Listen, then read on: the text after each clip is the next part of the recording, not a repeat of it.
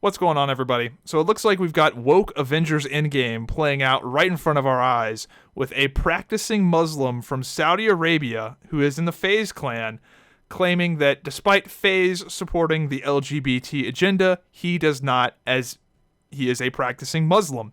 Now, of course, the LGBT woke crowd is up in arms, but they can't do anything because the Muslim group is also a protected class, and you have both of these protected classes with radically different views on the LGBT agenda that neither group can be criticized, or else you are a phobic. You can't say anything about either one of these groups, which makes this situation fucking magical. Because anyone with a brain knows there's obviously some middle ground here. Like, yeah, maybe we shouldn't be throwing the gay people off bridges and stoning them to death, but at the same time, maybe we shouldn't have drag queen hour, cuties, and all of this other crazy shit we're doing to kids in school now. I mean, like, fucking like 1,000% more kids are identifying as transgender now. It is wild what we are doing in schools right now. So maybe there's a middle ground between accepting what adults want to do with their life and stoning them to death. There's probably a middle ground there. But who knows? You know, you can't criticize either of these two groups because if you do, you're a phobic of some kind. You just are. Can't criticize them one bit. So the good news on all of this is that the rubber is finally meeting the road. Finally, there are some financial ramifications for all of this wokeness. A lot of these woke companies are pulling back, particularly from the transgender agenda, because it's just not making money. People just don't actually care. They care in the sense that they go along with it because they don't want crazy people fucking screaming at them, and they just want to go about their life and go to their job and come home and take the kids to soccer practice. But in terms of like actually like for real caring, they don't. That's why all of this garbage on Netflix is not being watched. Netflix is getting their ass just beat because they keep making garbage woke content that nobody likes. Like, clearly nobody likes it because people are unsubscribing from the service.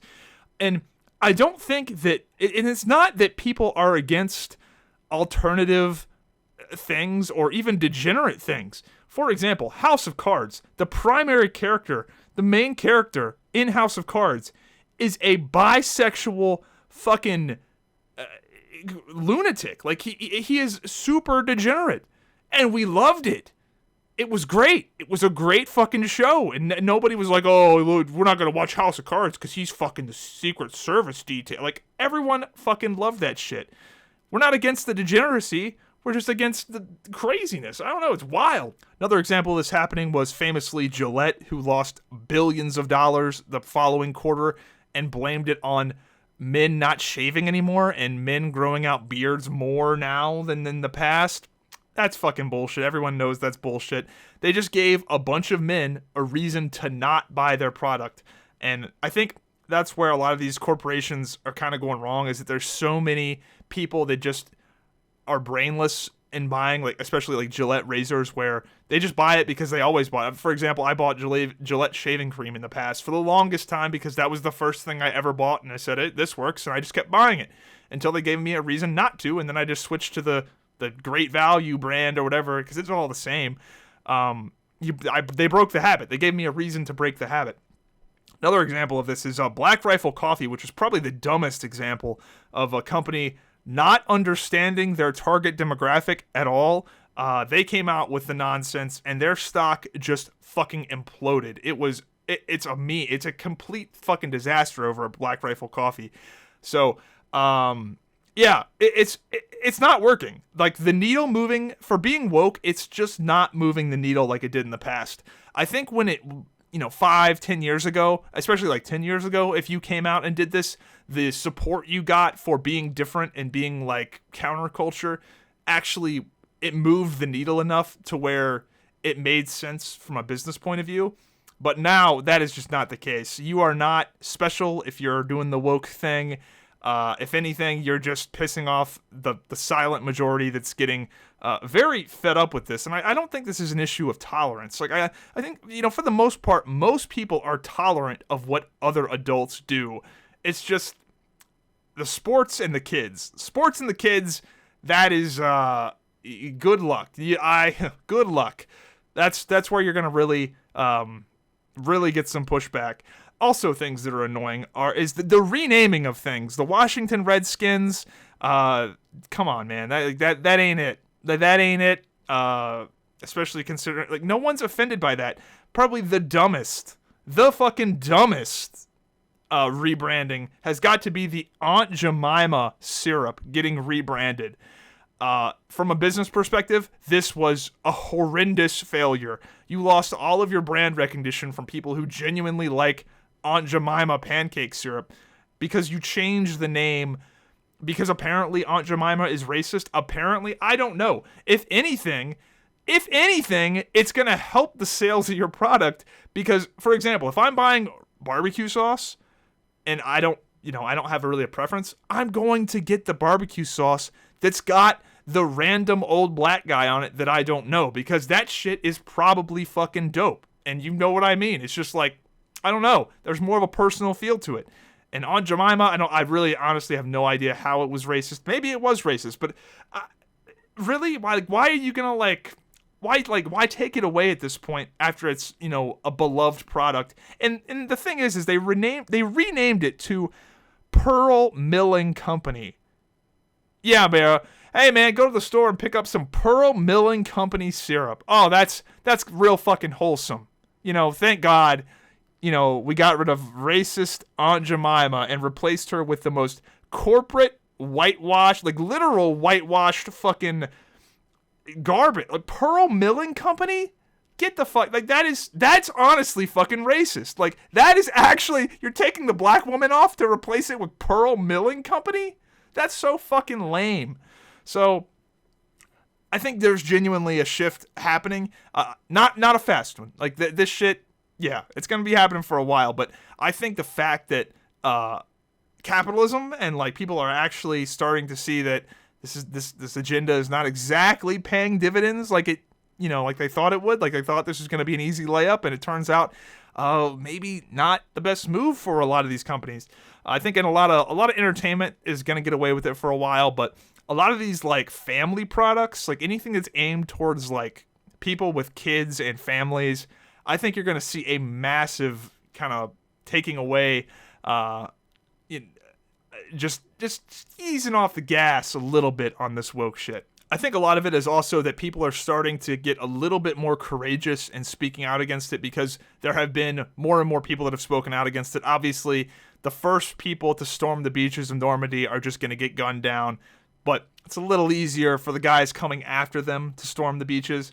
And I think that is somewhat happening. Also, the LGBT agenda is just getting more and more extreme, to a ridiculous degree.